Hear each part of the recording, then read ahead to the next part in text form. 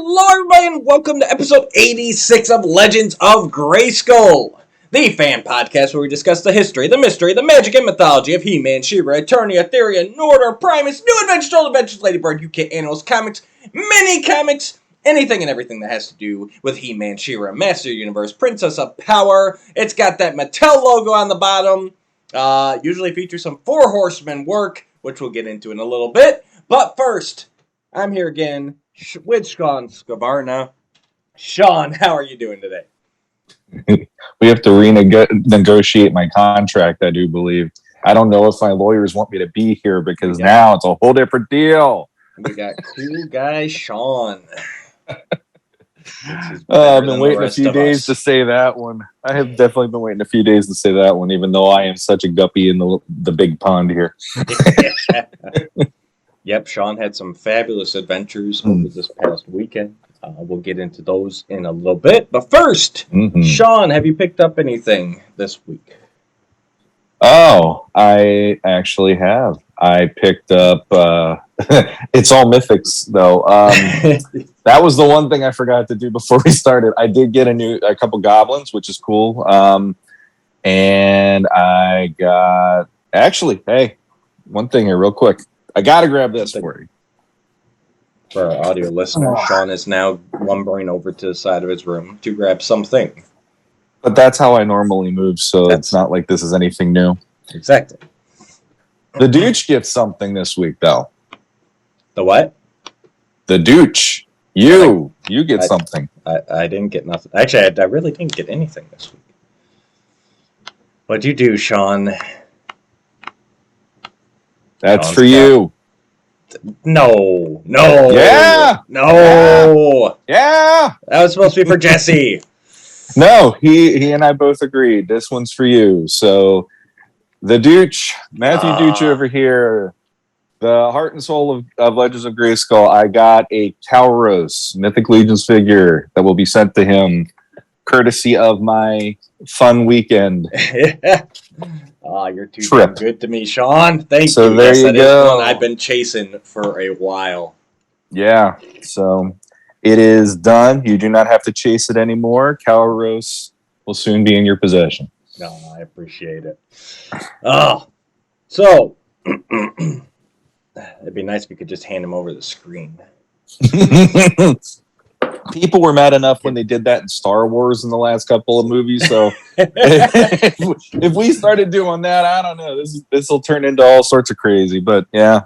So yeah, probably by next week he will be where you are.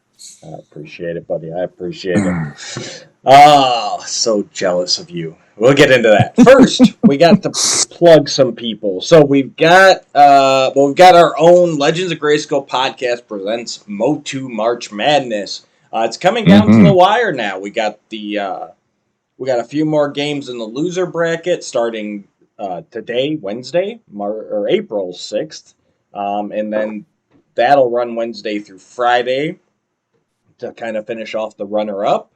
And then on Saturday, we're going to start the championship game, which features the Classics version of He-Man versus the Classics version of Beastman. Really surprising upsets this past week. But those two... Merman. Huh? Merman. Yeah. That was the semifinal, was He-Man and Beastman. Yes. That was now it's old Gillface versus the most powerful man in the universe. Yes. Still surprising. I really thought Trapjaw was making it to the finals. Yeah, go figure. Because I don't usually hear Merman as a huge fan favorite. He's got that credit. He's one of the big three for the villains. But yeah, who would have thought? Well, once again, here we go. We're talking them up again, but that shows what the Four Horsemen put into that sculpt for that figure, because it really did make him a freaking awesome figure. 100%. So stay tuned for that on our Facebook and our Instagram, Legends of Grayskull podcast. You can vote either place or both places and help us finish this off strong. It's been a fun time, a resounding success. This is definitely something we're going to keep coming back to I think everyone who's participated has really enjoyed it. I've had a lot of fun putting it on. Um, it's just been fun to get to interact with fans in this way.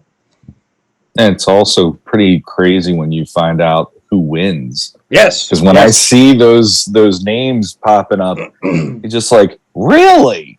I had no idea people like this character as much as they do, or this figure as much as they do. So it is pretty cool. Like I said, I'm honestly surprised that He-Man made it to the championship. Like, I know he is the guy of the line, you know, the star of the show, but it's still surprising me that the figure, you know what I mean? Like, it's still, especially because that the classics version does at times get some hate, especially it being an early figure in the line and blah, blah, blah. You know, there are reasons for it, but like, it still shows that for a lot of people, this is their He-Man. And I know it is for me. Like, when I think He-Man figure now, I think that classics He-Man, you know? Yeah. So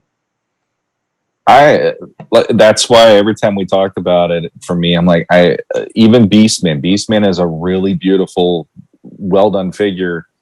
In classics, like he definitely deserved to be there at the end, as far as I was concerned. But yeah, He-Man, he might be. Oh, here's just He-Man. He's the figure that everybody's based on, basically.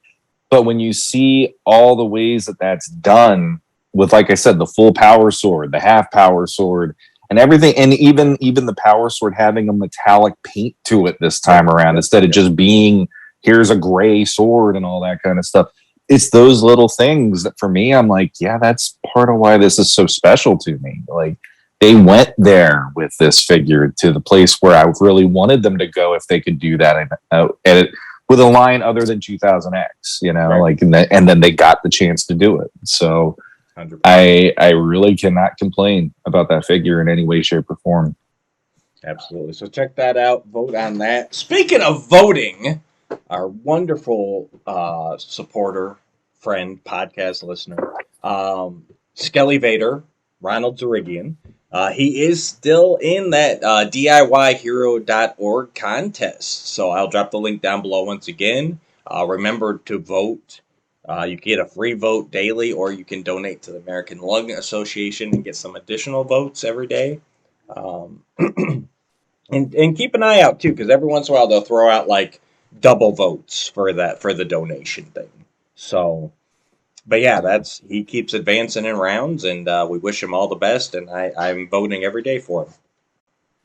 Now, here's my question, because I have no problem supporting him. Obviously, he's been a supporter of us, and it's only mutual. But this contest seems to be taking a while to get done. So, and I understand. When I first started voting, I didn't even realize what he was winning. I was just supporting him, and then I hear $25,000. I'm like, oh, yeah, and a feature in a magazine. Yep.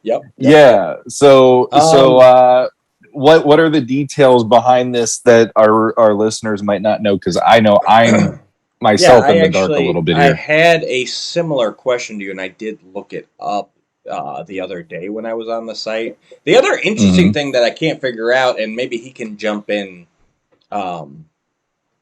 if possible once he hears this, but I don't see any other way to find like who he's up against. Like, there's either the DIYhero.org. Like, if you just do that, it just takes you to kind of this, like, a page kind of explaining the contest and the host and everything. But I can't seem to find, like, the group that he's in. You know what? Like, it's basically either that main splash page, which doesn't seem to lead to anything as far as contestants, or his specialized link, which leads you right to him. I mean, don't get me wrong. My vote goes to him no matter what. But yeah, it was just kind of like I wanted to look up, like who he's up against. Sure. But I couldn't find that. What I did find the schedule though, and here I've got it up again now. Excuse me. So here's the whole schedule. So it's got it basically what we're doing with the bracket. It's got these different tiers. So. Public voting began on March 8th. The top 15 ran from March 8th through the 24th. So that was that first round. So public voting will help reduce each group to the top 15 entrants. Then the top 10 ran from March 24th through March 31st. Again, public voting takes it down to the top 10. And then the top 5 began on March 31st and ends April 7th, which is tomorrow as of this recording. And that will help reduce each group to the top 5 entrants.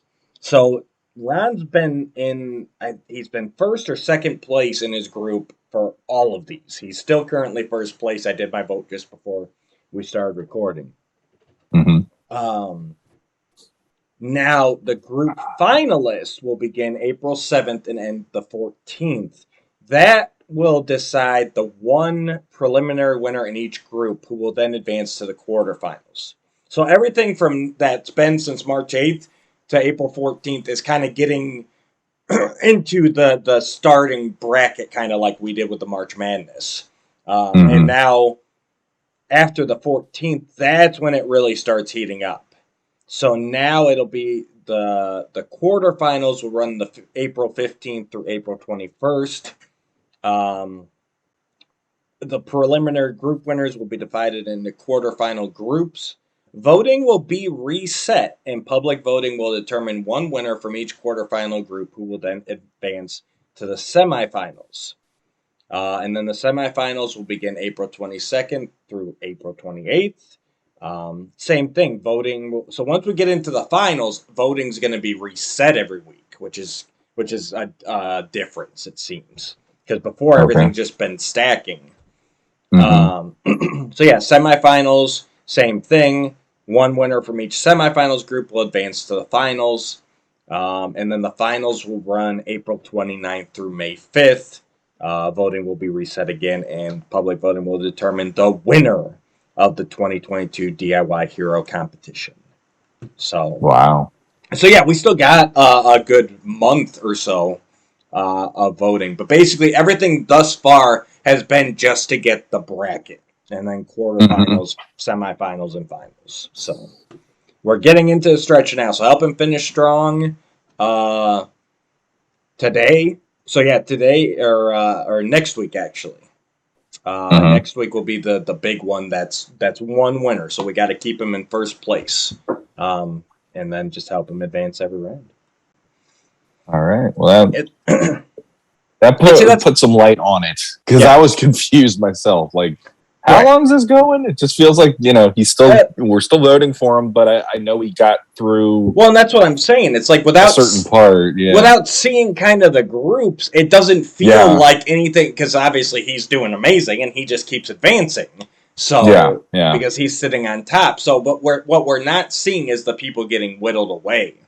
So that's why I'm hoping, if nothing else, once the finals start, then we'll see, who he's up against. You know what I mean? And start seeing, a bracket or something to show us, like, here's what's being accomplished each week. And it might be after. He might be able to point it to me. Maybe I'm just missing it. But. Well, either way, I mean, my vote's going to him, because obviously, we want to support him. So Yep, exactly. And he deserves the stuff he's working. The Matterhorn project he just started, the Fright Zone, the Snake Mountain, the Grayskull. Like, I can't wait to see what he'll do with this grand prize. Yeah. So best of luck from both of us to you, Skelevator, and hopefully we'll see you on the other side as the big winner. Absolutely. All right. Now we got some news recently regarding this year's PowerCon convention that is taking place over in Ohio. So, it is now, for those of you who haven't heard, I think most people have, it's shifting to Columbus, Ohio, when for the past decade, it's been held out in California. It is rebranding itself as America's Mightiest Toy Show. And it kind of stinks because I know when the initial announcement came out, we were both pretty excited. Oh, PowerCon's coming to Ohio.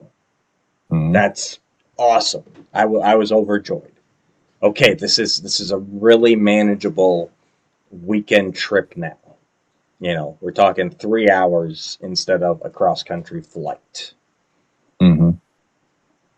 Same for you. I think you're about the same distance from the other side. For us over here, it would have been about a 6 hour drive or something, I think. Okay, But all right, so a little yeah, further, but still like it less than a plane ticket and everything. Yeah, to get out there. oh, absolutely, absolutely. Um,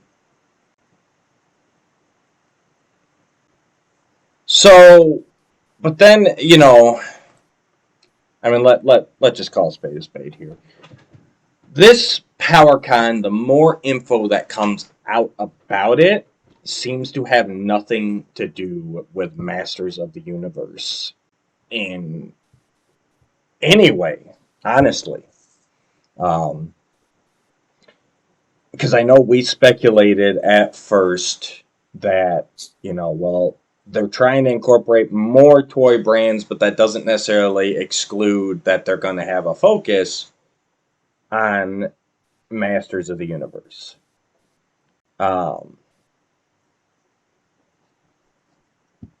but the more info that comes out seems like no, they really don't want to have anything to do with Masters of the Universe. And unfortunately, that has really kind of taken my excitement level down to a 0 for this show.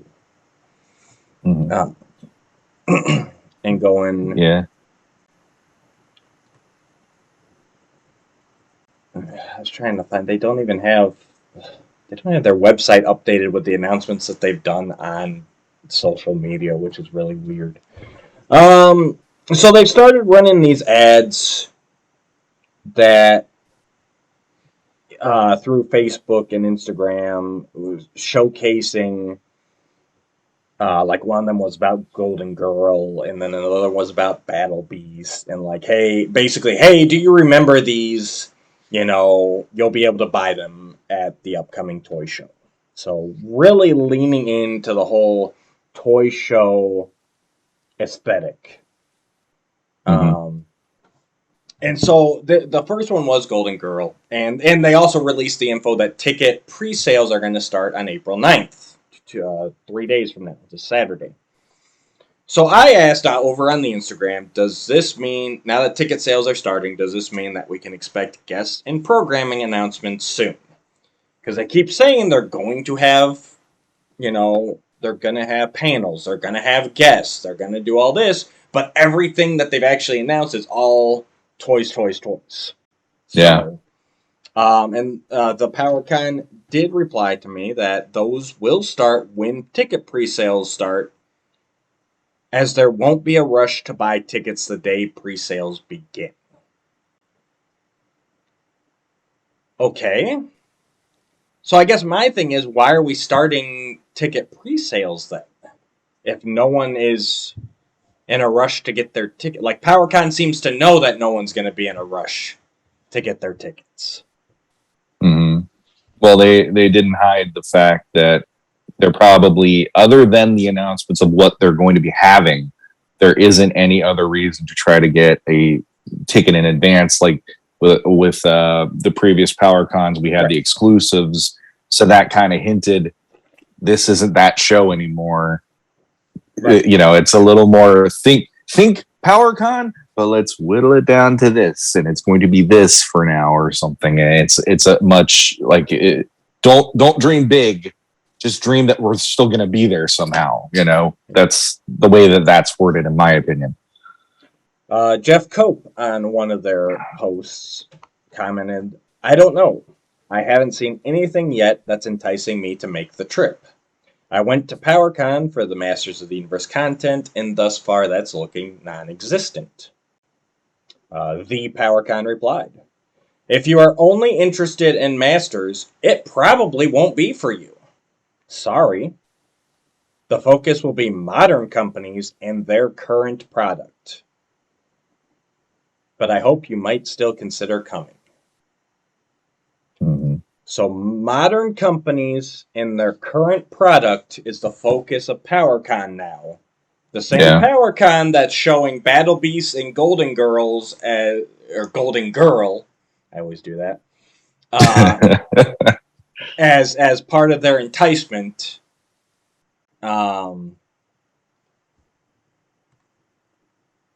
But they're focused on modern companies that's offering current product, which is not Mattel and Masters of the Universe. Mm-hmm. That's that. Here's where I keep getting stuck on. All right, they keep the new PowerCon keeps pushing that it's going to be modern companies and their current product, but they are also completely upfront that they are not interested in promoting Masters anymore, and Mattel will not be attending. Mm-hmm. Like, this is the biggest time for Masters of the Universe in the current era, but that's not a current or a modern company with current product. Yeah, and honestly, I know I would like to. There's a part of me that would like to know, okay, behind the scenes, what's really happening here? Right. Because come out and tell us. It's like if it's a thing where they're going to say, Mattel has said that they want Masters. We are not allowed to promote Masters because that is a Mattel brand and product and everything else. That's fine. Say that. I almost feel like that would be helpful for me to go, okay, this is why you're doing it this way. Therefore, this makes more sense. But one thing that does not make sense, no matter what happens in the case of the news that we're getting, is if you're going to have this be just a toy show, why do you need to have PowerCon as the name of it? Because PowerCon was exclusively a He-Man She-Ra convention name. And most people who hear that automatically, it's He-Man and Masters and She-Ra and Princess of Power. And so it's like riding the coattails of something for 10 years that people expected one way and was also obviously on the other side of the country from where I am and from where you are. And then turning it into this, it's like, it's like a muddled mess to me of why are these things working this way, but it's not what it was, and so J. Ryan Penny over in Lucky Legends posted, marked safe from attending this year. Sad face. And he shared a snippet, screenshot from PowerCon's website. That's with 2 bullet points. Mattel will not be present at PowerCon to showcase their products during this year's event. Second bullet point, there will be no exclusive collectibles offered alongside the show's ticket sales this year. Aaron Johnson replied, so we're calling it PowerCon, but nothing and no one who typically is there will be doing nothing they normally do at a location they aren't normally at. Sound right? Mm-hmm. Colin Culp, I'm having a hard time wrapping my head around this one. Mm-hmm. Aldous Turner, WTF. So no exclusives, no Mattel, sounds like just another average toy fair now. Mm-hmm. What is the huge draw to go to this one now versus any other Toy Con? Van Davis, I understand the upset over Mattel not being there, but I don't get upset. I don't get being upset over no exclusives. It's PowerCon. It's supposed to be the Motu Con. It's different from other Toy Cons because it's Motu themed. Motu guests are there. Motu companies are there with Motu reveals. Those are the reasons I would want to go, even without a special figure. Mattel being absent seems like the big nail in the coffin. Will there still be any presence that's officially Motu related? Patrick Benjamin, I figured Motu would still be a big part of it, even as they branch out and make it about more than just Motu, but this makes it sound like it won't even be represented. John Green does come back with a little bit of positivity. Meeting up with fellow legends without having to go to California is a big plus in my book. Absolutely. I agree. Yeah. They, if I was in Columbus, definitely. There's no reason not to stop in for a day. Mm-hmm. I guess my thing is like you were saying, Shawn, it's, this went for me from being like if I can't go to any other event this year, I'm gonna go to PowerCon. Mm-hmm. And that's when it was in California. I mean, I gotta take a week off work. I gotta travel, flight, hotel, all that. Mm-hmm. And I was still more excited than I am at this point to drive a few hours. Yeah. Which I can do in my sleep. But I feel it's definitely a part of the way they've handled this. I mean, they announced this months ago and pretty much put nothing out there. You know, they want all the built-in love for PowerCon to get people to go, well, it's PowerCon. And it's close to me now, potentially. I've got to go. But then at the same time, it's almost like they're mocking us for like, wait, why are you guys expecting all this Masters stuff?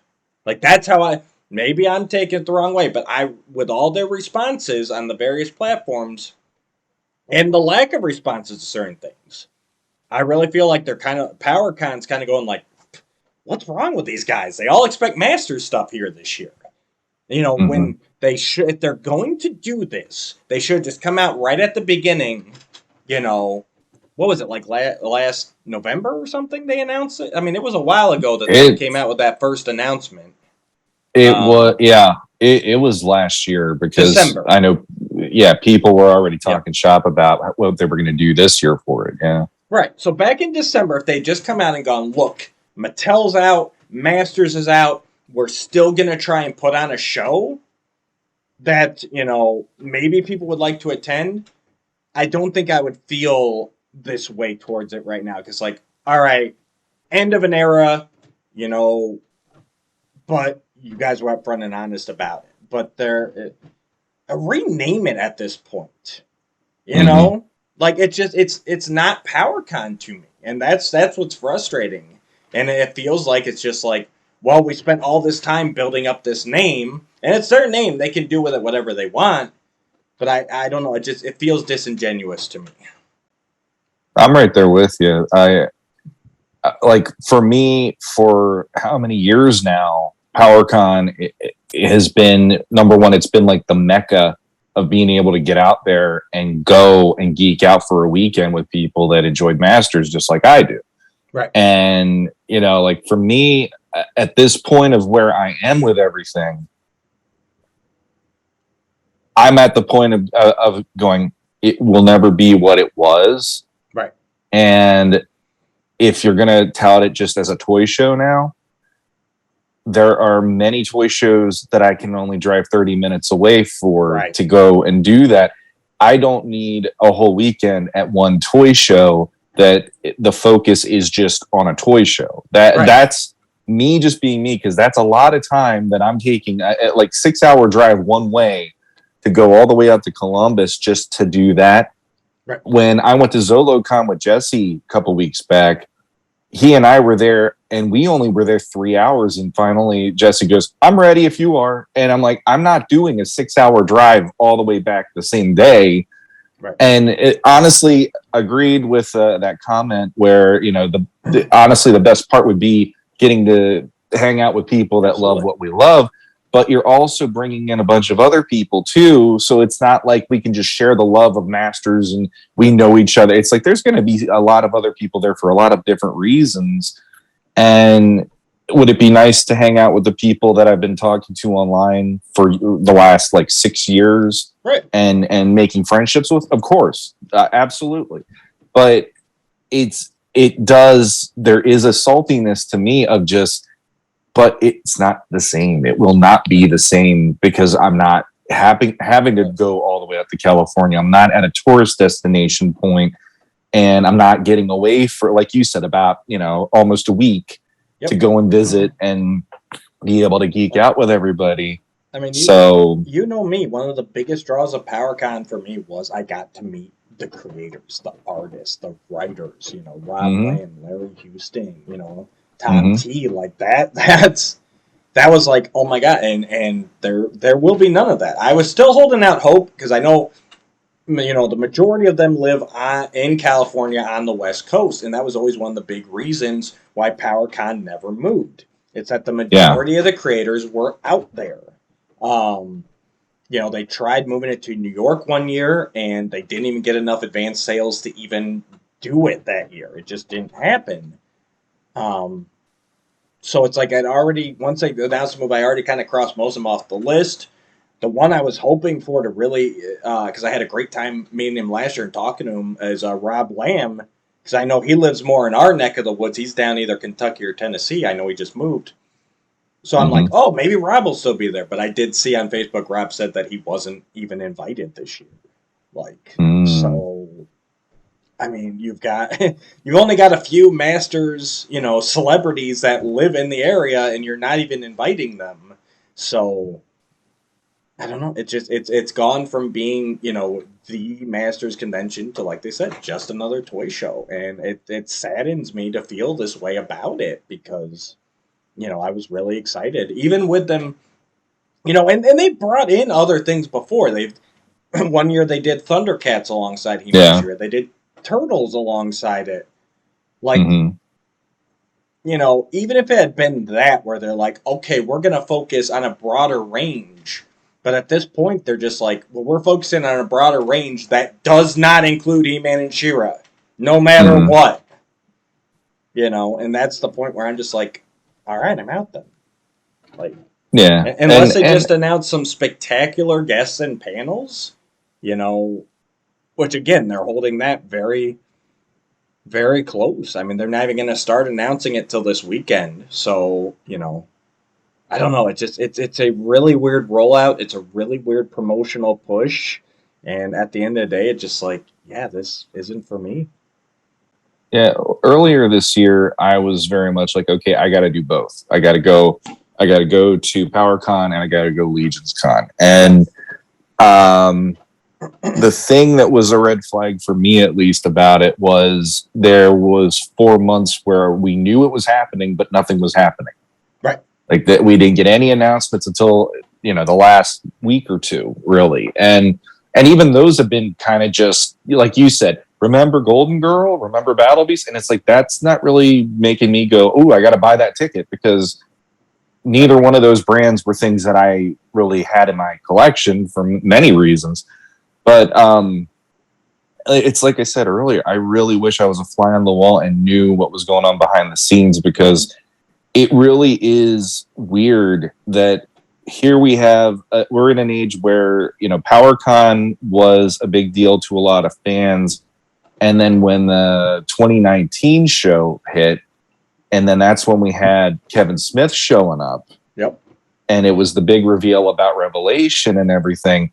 Then all of a sudden, PowerCon's on the map, and a lot of people know PowerCon now is the exclusive He-Man She-Ra convention. And that brought in a whole bunch of news. And then PowerCon had to go virtual the next year because of quarantine. And then last year they held it out in California again. And you got to go. And even that virtual convention, real quick, like that, even like, you know, they saw record turnout for the online things. You know, remember online was supposed to be a big aspect of PowerCon going forward. Remember the virtual treasure room that we all spent hours clicking around trying to discover everything, you know? And that was all supposed to become something more. And it's just like, you guys had all this buildup. You're coming into you had the most Masters lines that have been out ever at one time. 2 shows. A movie possibly starting to be filmed at some point. We shall see. Right. But like we are in an age right now where there's more resurgence of this than there has been since the 2000X line hit. And all of a sudden it's like now the rug got pulled out from under them and there's no Masters connection anymore. And that does make me just go like, well, what happened? You know, like that. Right. Be honest. We were I don't know, but we were spitballing, and it does make me wonder: did Mattel look at the virtual version of PowerCon and go, well, we could still get people to care about this, whether they're in person or not? Right. We have different ways of doing this that we can promote our stuff in different ways, and we don't need the convention to be the place where we have to point it at anymore. And we don't need to work hand in hand, or I don't know. There's a lot of questions. And I guess that's the thing, because PowerCon started even before, obviously Mattel had a big hand in it, especially the virtual year. Mm-hmm. But like PowerCon started without Mattel, So, I mean, even if Mattel pulled out and said, look, we're not going to participate anymore, like, I don't know. To me, it's like, but PowerCon predates that. Mm-hmm. and I think it could survive farther, And there are other conventions that go without the support of Hasbro or the IP holder. You know what I mean? Like the German one that what is that one? Grayskull Con. Grayskull. That's great point. Grayskull Con. So we're not, and that's what murkies it more. Great point, because we're all going, well, maybe Mattel pulled out and that's why they stopped it, but then you got Grayskull Con that's getting their own exclusive for the first time ever this year. They're getting an Origins 2-pack with a cassette tape. It was a big thing back in Germany in the 80s, was they get these promotional packs with He-Man, Skeletor, and then one of those audio tapes with a story on it, special packaging and everything. And they're getting that for the Origins line. It looks great.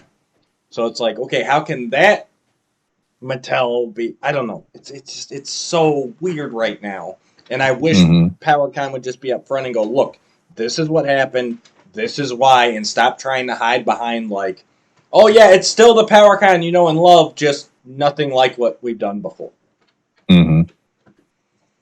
Yeah, too many questions.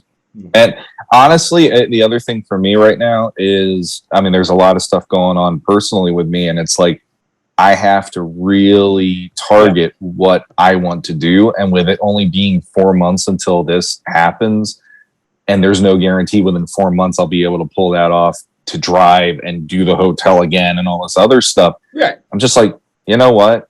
I'm okay with not having to worry about this, because, later in the year, I am going to worry about something else where I got more runway for a deadline on that one. Plus, I know what's going to happen at least. And they've been upfront and very much like, here's all the guests that we have so far and all this stuff. And I'm like, I'm cool with that. That's at least being very, transparent enough with me that I know my enjoyment will be there, versus I still don't know what this is. It's supposed to be the biggest toy show. And it's like, that doesn't equate to me. Like, I love toys. I love figures from the 80s. I love figures from now. But if I'm, like I said, if I'm at a toy show, I can do a walk around maybe 2 or 3 times. And after a certain point, I'm like, I'm good. Like, even if they wanted to use the, from the creators of PowerCon or whatever, like, just start something new. If you're going to start something, if you're going to start something new, start something new. Where's a T PowerCon? Power Toy Show. I mean, just if you're going to make it a toy show, make it a toy show. Yeah. I don't know. But I hope, like I said, if I lived in Columbus, it'd be a definite go. If I lived within an hour of Columbus, it'd probably be a definite, at least turn out one day. Yeah. Depending. Agreed. What guests were announced and everything else. But as it stands right now, I can't. I mean, I could. I just don't want to make the drive. It's not a priority to me, because it has shifted focus outside of what I'm interested in, and that's not necessarily on them or on me. It's where I am, and it is what it is.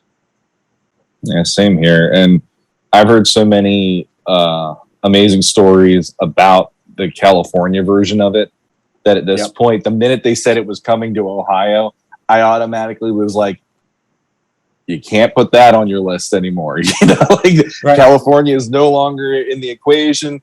And it's like the less that I've learned about it, the more it's like, other than going for the people. And that's a weird thing to say. You're going to a toy convention just to go to see the people that are going to the convention. And it's not saying that I wouldn't like to meet the people. It's just, right. It's not working with many things right now for me either. So I can completely understand. Absolutely. All right. On to happier news. Shawn, you had an interesting weekend last weekend, so I'm going to let you take it away now. Yeah, it was a big surprise of the weekend. The week before on the Mythic Legions Cabal, they ran a contest, and it was for the Great Hall Games Mythic Legions Tactics video game that they did a Kickstarter for. And they were a part of Legions Con.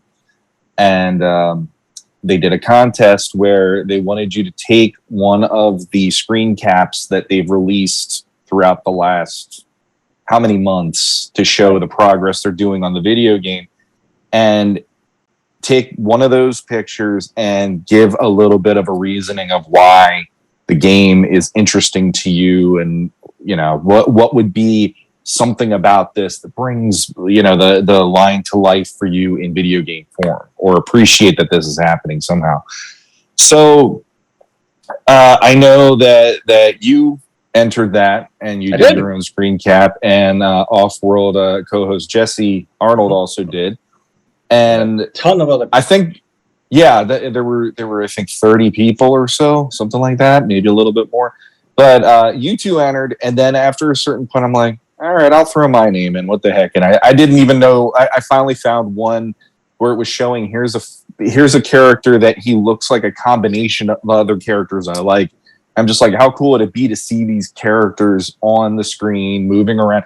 There is something to be said. That's why we buy figures from the cartoons we loved as kids, because there's that we're watching the cartoon and we're seeing them in motion, we're seeing them like come to life, and then we have that figure representing. Well, it's the opposite way with this line, which I thought was really fun. I'm like, yeah, I'd love to see Arethyr come to life on a video game, or see Attila leading his armies in a charge or something. So I entered my name in there, and then that Saturday, Walter Hagen, who's the creator of the Mythic Legions Cabal on Facebook, he had his son draw 5 names in case the first winner wasn't able to get travel in or whatever. So he picked 5 names from a bowl, and my name ended up being number 3, which you could have knocked me over with a feather that my name was even one of them. Yep. I had no idea that was going to happen. So what was funny was I was going to say, I was just going to say, and we all congratulated you, like, yeah, 3rd runner-up, but we also were like, hey, there's like no way that first place guy isn't going to make it happen. Because I think everybody who entered it was prepared to drop everything at the drop of a hat to go. Yeah. Like, maybe there were some people who just threw their names in, but I don't know. I personally was like, oh, that's awesome for him. He got into the finalists, but like, I don't, especially with you being 3rd, it's like, there's no way both guys before him will not be able to go. That's just where I was thinking, Agreed. And I thought the same thing. And Walter, when he did it, he said, I'm going to reach out to you guys for, I'll send the runners up a little something. And I'm like, that was cool enough as it was. I was like, okay, I don't know what it'll be, but that's cool that at least my name got chosen. So I mentioned for the rest of us, this is where it sat for a week, basically, because he did it the Saturday before Legions Con. He did the draw. I'm letting the viewers in behind the curtain here, so that they can be with me on my betrayal. So, here we go. So we're just sitting here where that's cool. Shawn got picked. He heard from Walter. All the runners up are going to get something. That's cool. I'm thinking, maybe he'll get like a one of the horsemen sword, sword horsemen's, or maybe a figure. Maybe he'll throw a figure to him. Maybe a build. Maybe a reinforcement. Sure, something cool. like that. So we're all just sitting there, and then Saturday morning comes along, and Jesse texts me, and he goes, "Shawn made it." Shawn made it. What? Shawn made what? Who? Huh? I'm working. I'm like, what are you talking about? He goes, go look at the Cabal. What's in the Cabal? Yeah, they got that picture. I think it was Colin Culp, actually. Yeah, Colin posted a picture of like, intern for a day starts now. So what? No, look at the picture. Right. Who's that beautiful bald bastard in the background there? Yeah. So behind the scenes on my side,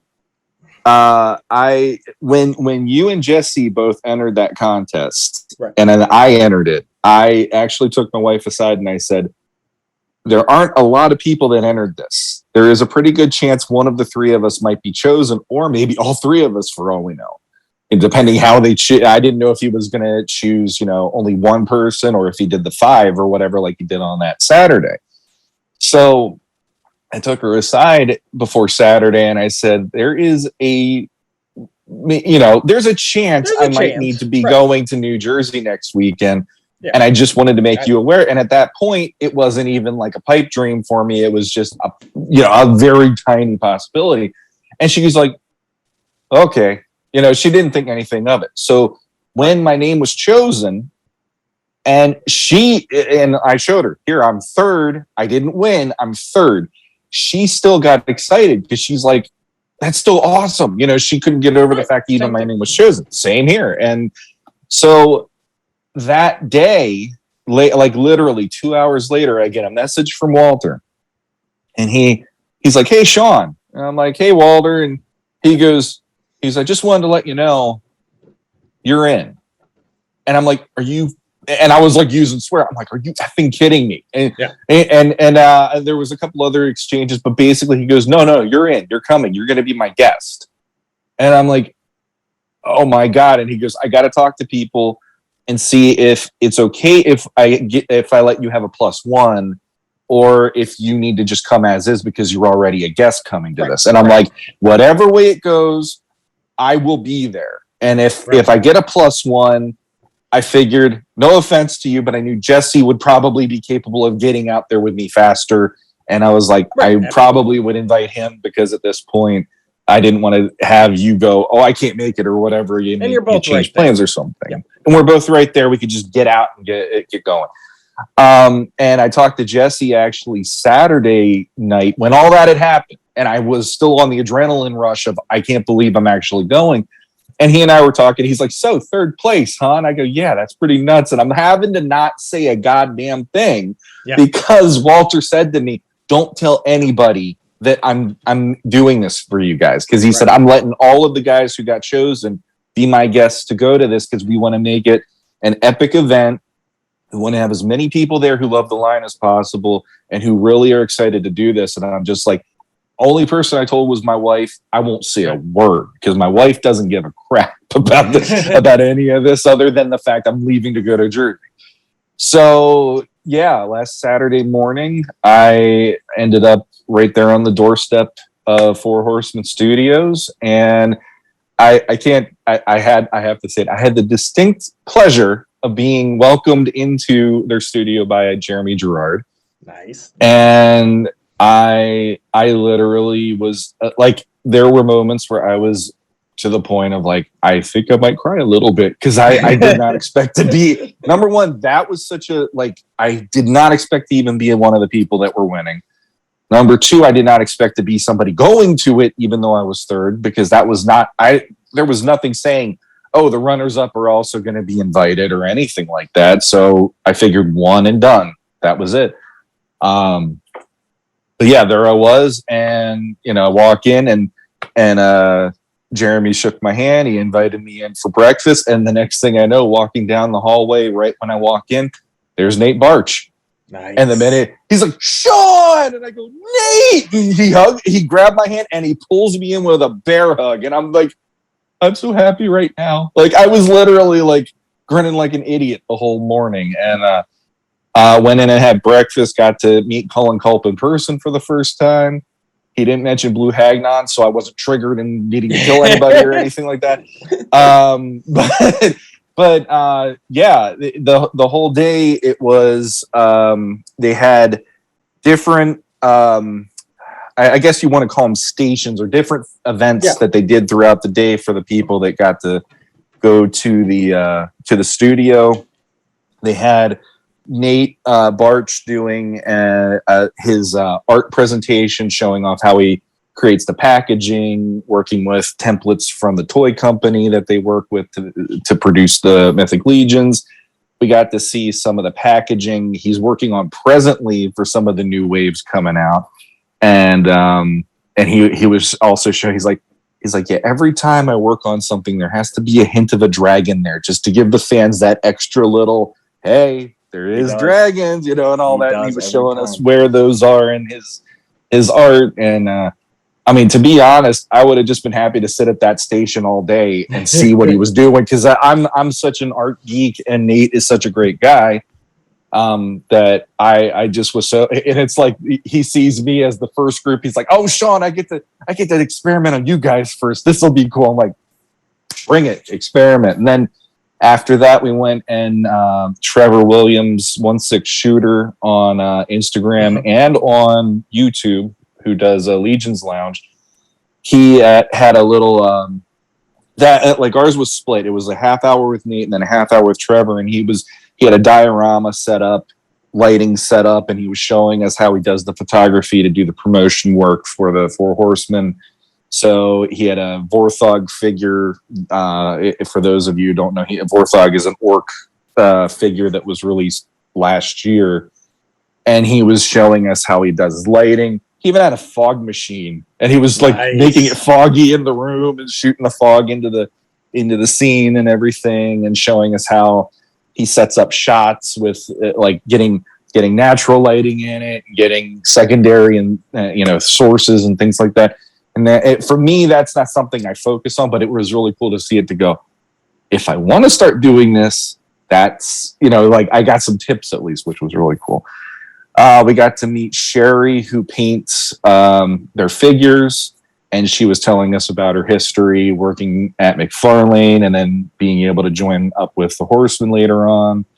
And she even had, what was really cool was she had notepads set up to talk about different techniques.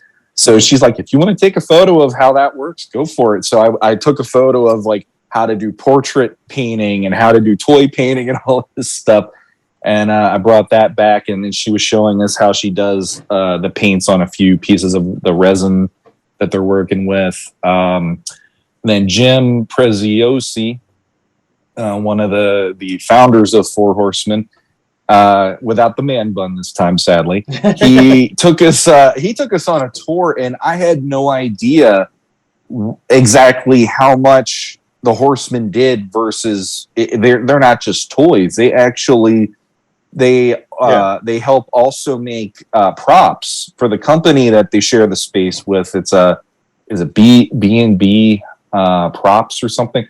They like the whole second floor is loaded with all sorts of stuff that it's like you could go up there and this is like a junk person's dream. There's like retro TVs from the 50s through 60s. I mean, like I was telling my wife, I bet you there were TVs in there that actually had Kennedy's assassination broadcast. Oh, yeah. That's, that kind of stuff.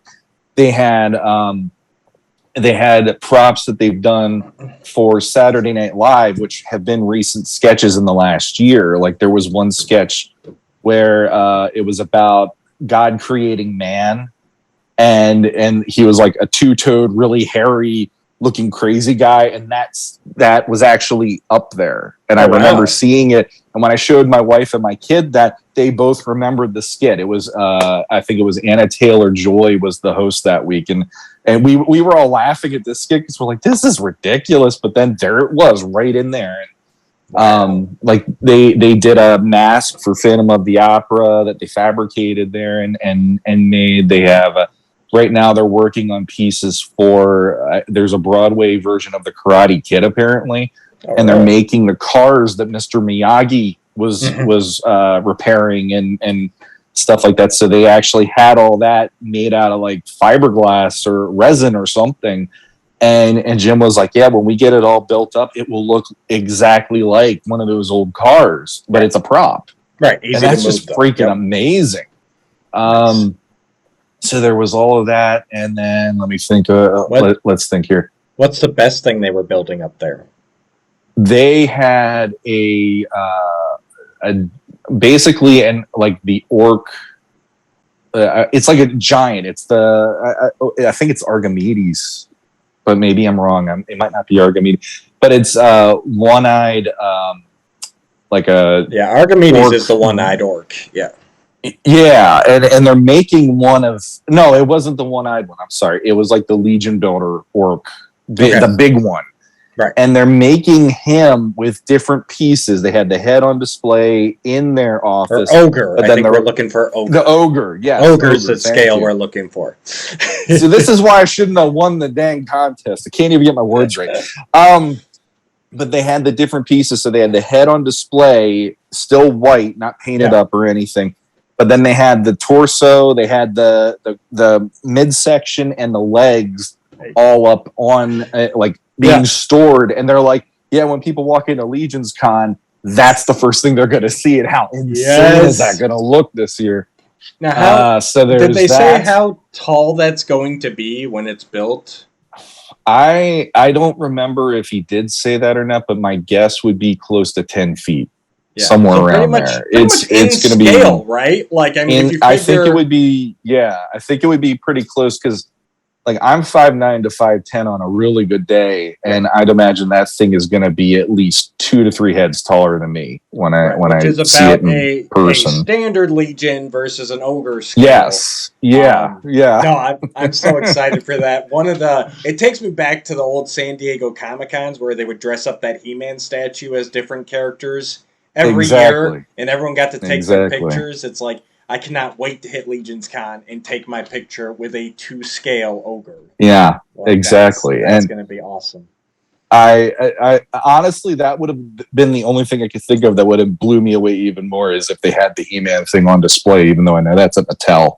No, but Mattel, that's Mattel's, unfortunately. Yeah, but that just the fact that it shows you, again, I'm not trying to pick on PowerCon, but with the lack of news coming out of PowerCon and with how that's all going, but then to see, here's the things that you're going to be seeing, because now Legion's Con is trying to amp it up this year because it's 2 full days and you're getting that ogre. It's like, that's going to be a hell of a thing to walk by and just go like, you're getting the feel of it just from that visual and just from that piece, you know? Yeah. And I will say real quick, in defense of PowerCon, like, it's really apples and oranges, because while Legion's Con was started by a fan, that fan is Jeremy Gerard, who has now, worked part-time and now officially full-time for Four Horsemen Studios. So there's definitely a lot less barriers there for a guy like Jeremy than there is, Val working with Mattel. So I won't even go there. But it's also kind of nice when, you have these fans that are so inspired. 1/6 shooter, Nate Barch. Like, they were all fans first, and now they get to work on the property. Honestly, even the four horsemen oh god. Podcast is over. even the four horsemen themselves, it feels like they're fans first. Like, even though they're the creators, the owners, everything else, it really feels like, hey, we're making what we want to see. and oh, cool, like other people want to see it too. You know, that's how it's always Agreed. felt with them. So, yeah, just it's a whole different world. The Horsemen set a whole different level of standard for the toy industry, in my opinion. And I'm glad that they've Yeah. been able to stay their own studio this whole time and do their own thing now, hmm while still doing a ton of great freelance work as well. Yeah, yeah, because they like I said, the props kind of blew my mind. I didn't even Yep. realize that. I figured, yeah, we have like they're working with Super Seven. They were doing the Conan line. They were doing the Turtles line. Yep. The I'm sure Disney. there's other stuff. Disney, yeah, I'm sure there's Yeah. tons of other things I can't even think of. Um, but yeah, it really does go to show you, and the fact that these companies keep coming back to them, obviously there is a reason they keep coming back to them, because they're easy to work with and they get the job done, and there is a quality there 100%. that you're getting out of their product that you might not get from anybody. Like the only other company I could think of where I don't want to say they rival them, but the only other company that I get the same effect from their stuff where I'm like, wow, usually is NECA, because of the almost photorealism they put into like the movie Turtles, the Yeah. Universal Monsters, and things like that. But for me, it's like their stuff breaks a little easier, so it's like Right. Horsemen have like on all fronts. It works for me more. But then the other thing, bless you, the other thing that happened was we got to sit in and watch Eric Treadaway do digital sculpting, and he just for an hour he went into ZBrush and he asked the audience, "What would you like to see me work on?" And ironically, the group I was in, Brian Burns, who actually was the winner of the contest that I entered in, he goes, "Merman." And then he did a, I would almost call it like a Legions-esque version of Merman. He did not or he did not sculpt Merman the way that we know him, but he did that was almost like a Legion offshoot of what it could look like to do like a Merman person. And it was really freaking cool, because in an hour he managed to get it up to the point where it was a really good working version of it. Right. No, he creates amazing stuff. Yeah, that final version that you post out, people have posted, it's like it looks like it's ready to go to sculpt, like it's ready to print. Like, and for him to do that in an hour, it didn't look anything like Derek Zoolander though, so that was a little disappointing. But but the thing is, he got it to that point, and even he said, if I was doing this for real, there's a whole bunch of different things I'd still be doing to this. And he was talking about like the fins on the side and all that. He would have different pieces that would be each individual piece, and then the individual like webbing between them and all that. Right. So it's like the amount of stuff that is in his brain to keep things. And as somebody who does artwork, I completely understand this. It's like every time you get to a certain point, there's like, but then I could do this, and you could do this more. And something that I thought was cool was, something I thought was cool real quick before I lose that train of thought is he said that the Horsemen were so against doing digital because they felt like that was like ruining what they were doing, the heart and soul of what they were doing. But the one thing about it, which I can completely understand myself now that I'm going digital and I'm trying to make that work for myself too, is doing a symmetrical piece like a face. You're doing it right there because there is a symmetry tool in ZBrush that you can do a bunch of different things. That he said, first side of the face, 2 hours worth of sculpt time. Second hour of the other side of the face, 8 hours, because you're trying your best to line it up if you're doing it by hand. But in ZBrush, 2 hours, boom, you have a full face. Then he's like, now I have 8 hours. What do I do with that? And it's like, now I can make more figures, and that's part of the workflow now. And I'm sure there was a time when the digital did, it wasn't there. Like you couldn't get the same result, but the technology has come to where it is comparable. And like you said, the time saver stuff, all that, even the starting over. I mean, think about it. Back in the day to start over, they literally had to grab a new thing of clay and here we go again. Like that messed up, that broke, that dropped, that, it got lost on the way to the factory, But I lost my train of thought that I was going to ask. Oh, so how many groups were there in total? There were 4, and then the one group, like I said, the one group got split into 2 to do the Nate and the Trevor segments, but then we joined back up together. But there were 4 groups because of the 4 different workshops they were holding. So when you did the sculpting, was that... I'm trying to figure out how many head sculpts I need to go look at. So you guys did Merman. Was there one other group then at that point, or is there 3 other groups? There's 4. Well, there were 3 others besides ours. So there's a merman. Okay, so yeah, you were in the smallest group at that point. We were the last one of the day for them, and we were probably the smallest as well. And what was funny, I don't know the man's name, unfortunately, but when we were in our demo with Eric, there was somebody snoring.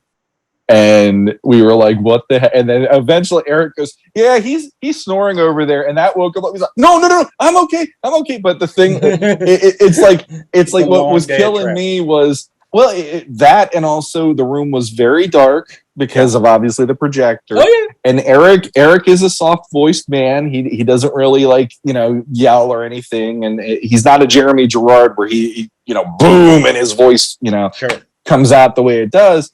And it's also cold. And for me, dark and cold always equate to me falling asleep. So like, I'm just sitting there going, I can understand, but why would you fall asleep on the day? Like, I was literally on adrenaline rush from the minute I got into New Jersey on Friday night all the way until 10 o'clock on Saturday evening when I was finally leaving.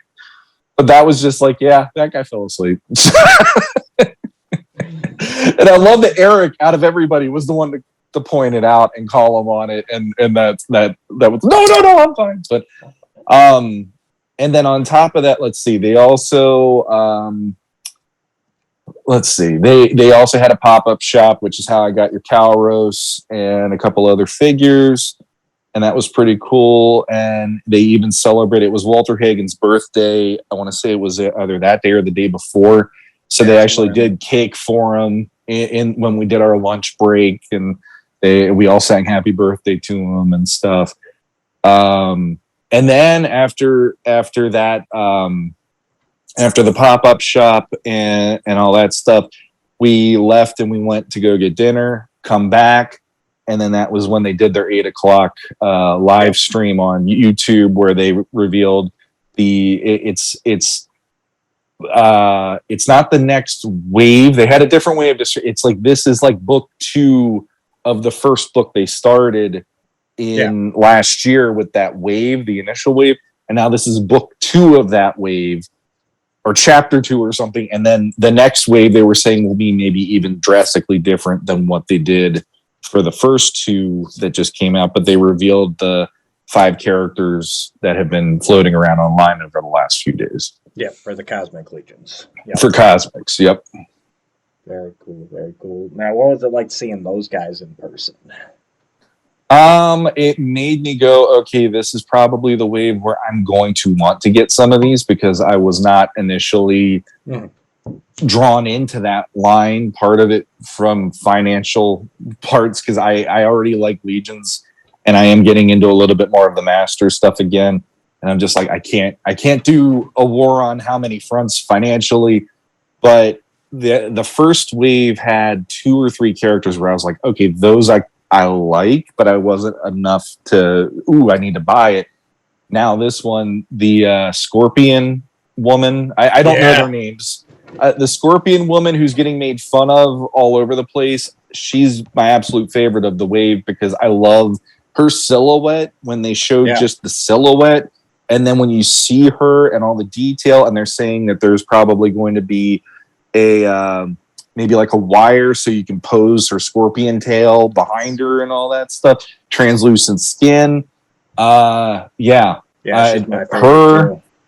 Her, and then the snake looking one, which actually is named after Eric Treadaway's son. He's another, like, apparently he's been 3 figures like nodded at 3 times, with the 2 in Mythic Legions and now here. I love it. But I like him quite a lot. So, but and I know a lot of people are going gaga over the alien, because he's like a legit looking, anal Great. probe alien you would expect to have, Close Encounters of the Third Kind, only huge. Yeah, the standard gray. And the parts he comes with, right? Because he's got a slender build. He's got one bare forearm. But yeah, if we get a Legion builder of him, like I could see of his race, like that might get the other bear and everything else. Like it's unique pieces, even for just the customizers. Exactly. And I know there was a brute looking guy, but he's like a cyborg and he's purple. And then they have the other guy who a lot of people have been saying reminds them of Apocalypse, where he's like a security officer or something. He's blue and gray mostly. And he's like the new Legion builder, like the barbarian builder that they were doing, which for me is like the absolute, I love that figure from Mythics. They're saying this is probably going to be their version of that for Cosmic. But because I'm not all in with that line, I'm more of a picking and choosing the unique looking ones. And for me, that Scorpion and the Snake character were the two where I'm like, I could see those getting on my shelf one of these days. So absolutely. Oh, good stuff. And then on top of that, they had the 2-ups from the 2000X line, which I was drooling at all day.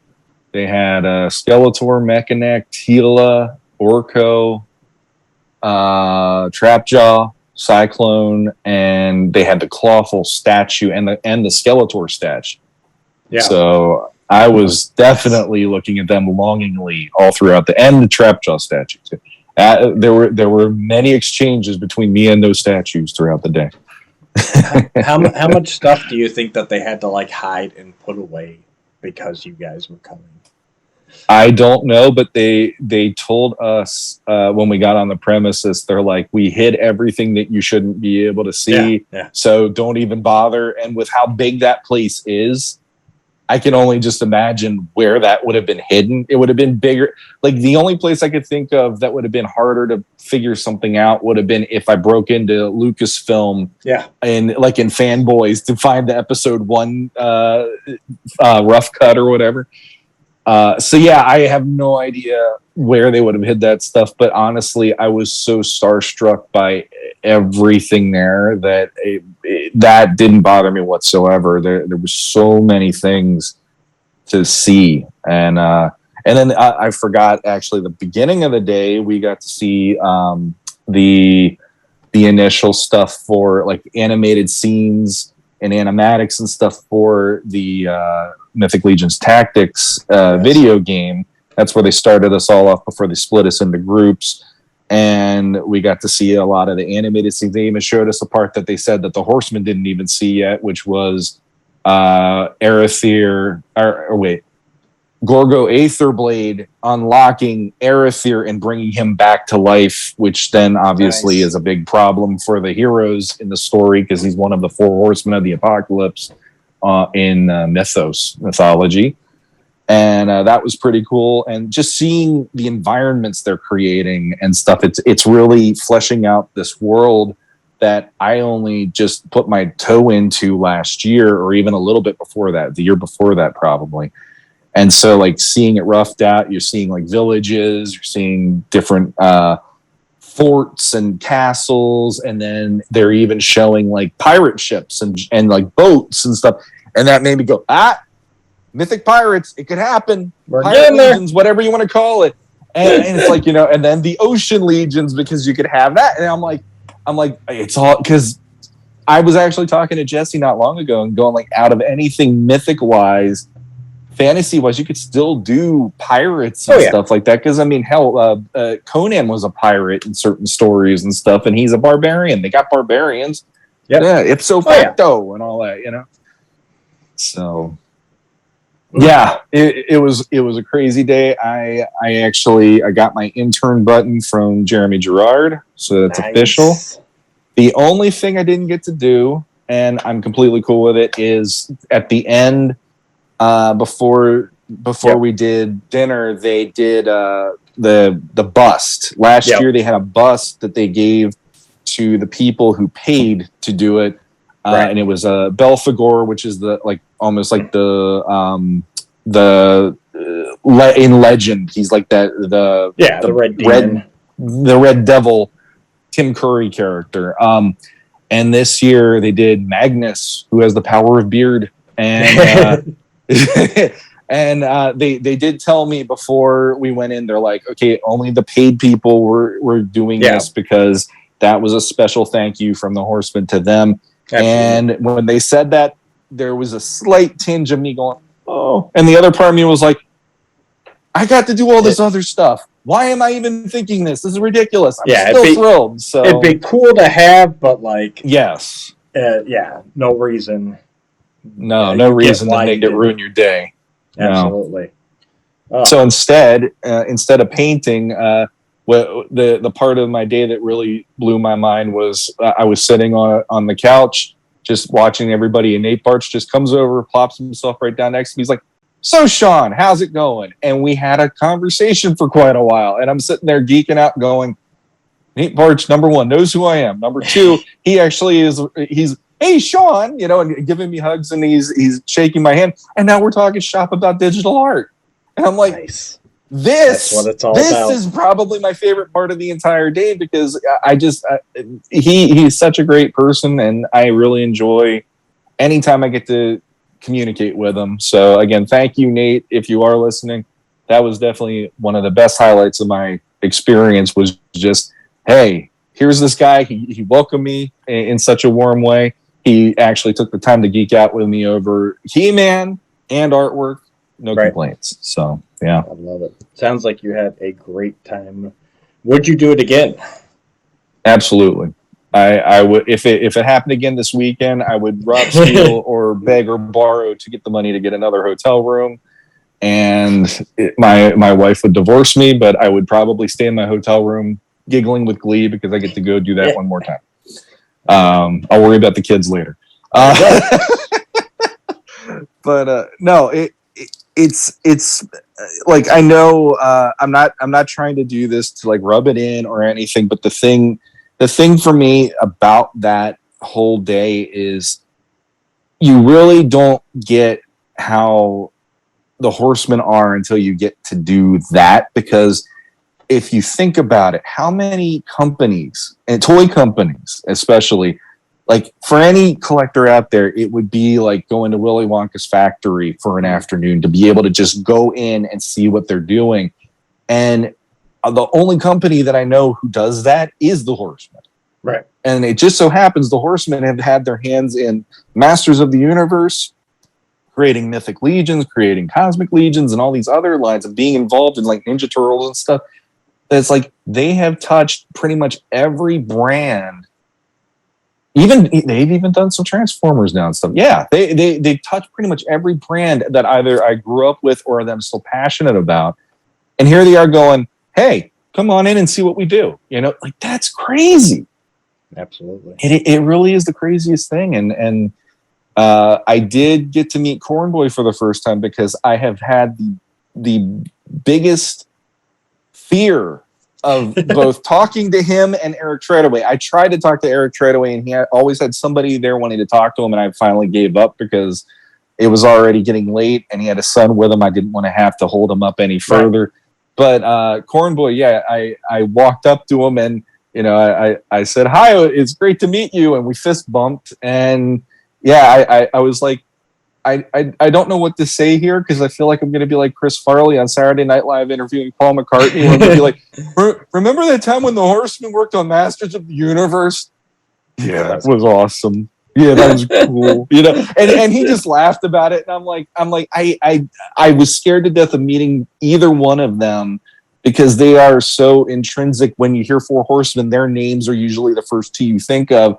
And I'm like, they're going to hear everything they've already heard, because they've already heard this for 20 some years doing this in the industry. But then Cornboy just goes, it's okay. We're just a bunch of dorks that like to do what we do, and we're glad that you like it. And I'm like, thank you.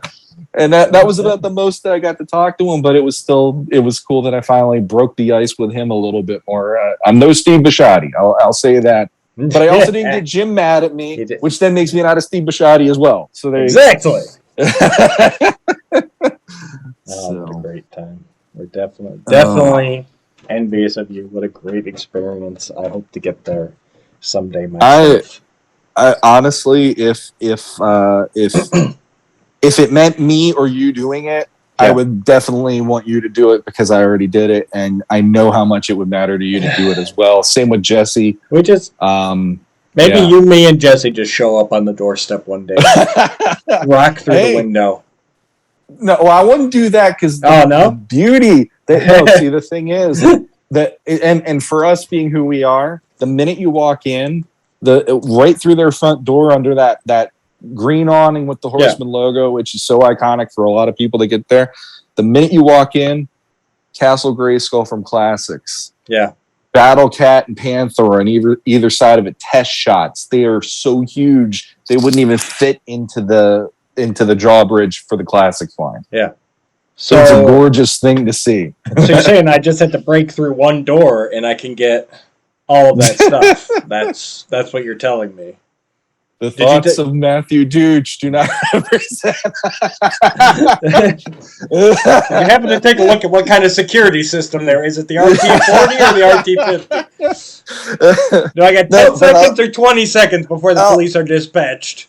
I'll tell you what, though. Literally, like, they have showcases right when you walk in, and the thing that blew my mind was if you counted up how much it would cost to get a lot of the Mythic Legions figures just right in that doorway. Yeah, you're probably thinking you're probably going, if you're going by eBay prices, between $3,000 to $5,000 easy. Easily. And that's right there when you walk in. And it's like, holy crap. The amount of history in that place, the amount of, the things that they're showing off from their career and everything. It's just, it takes you back. It got me nostalgic because when 2000X hit, I was literally 20 to 21 years old. So I was feeling young again, even looking at some of those things, and just, there is something to be said about it. I mean, all I'm saying is, I don't endorse any sort of. Of course not. But if you were going to Ocean 11's, one place, it had to be Four Horsemen Studios, right? I mean, Mattel might be the runner-up, but even then, I don't think they have as much saved as they once did, like their archives. You know what I mean? So, yeah, I think the Horsemen Studios would have the most stuff that I would want to, big movie heist. So I'll tell you that those 2-ups are things of beauty. I just, every time I walk by there, I would just take a moment. And I think I took probably 3 different sets of shots of them. Right. Just because I don't know if the lighting is right on this Skeletor. I gotta get the lighting a little better. This is how they look in the morning. This is how they look in the afternoon. This is how they look in the evening. Shawn, there's not even any windows in here. Doesn't matter. I know. I know. Oh no! And the other thing that killed me is in the one bathroom in the office, we they had some of Nate Barch's artwork hung in the bathroom, and right above the toilet was Arethyr. And I was like, yeah, that's the don't forget the flush.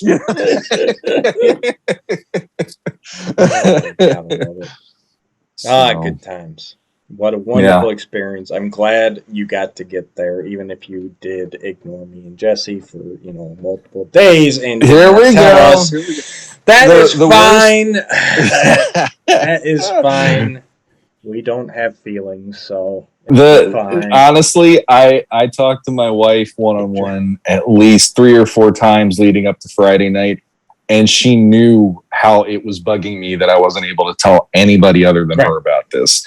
And she's like, I know you don't like to lie to people. I get it. And I'm like, they're gonna find out. They're gonna hate me. Oh my god, and all this, and then the next morning when I'm there, then all of a sudden how did you not tell us? And you're going off on Messenger, and I'm like, I'd love to tell you, but right now I'm in the middle of this or whatever. I was like, you didn't even look. I was unread for 8 hours that day. Don't even lie to me.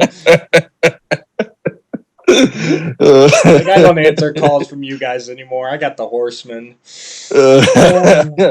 I got the Jersey lawyers now. They're going to work out my contract to be on the Legends of Grayskull. You said it was Marissa Tomei and Joe Pesci are going to now represent me.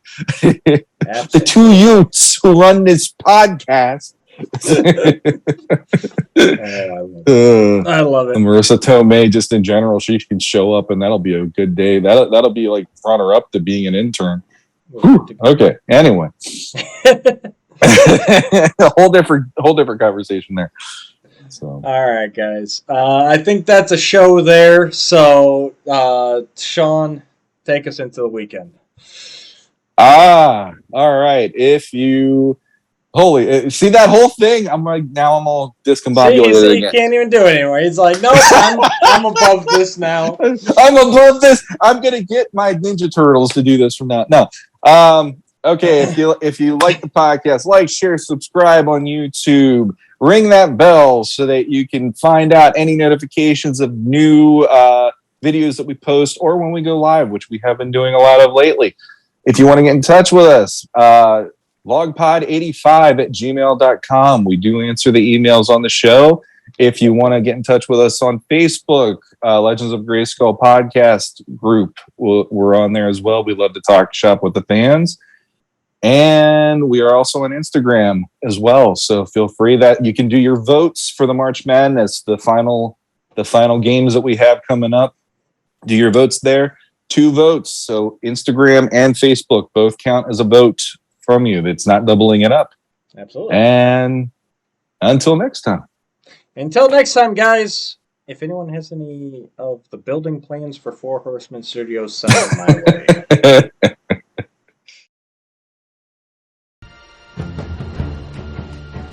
Oh, come on.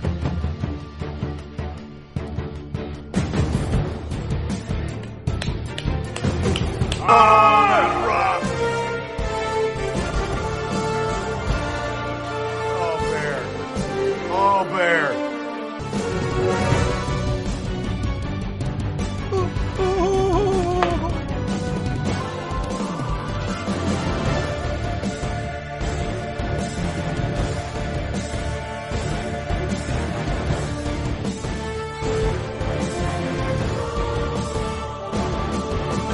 Oh!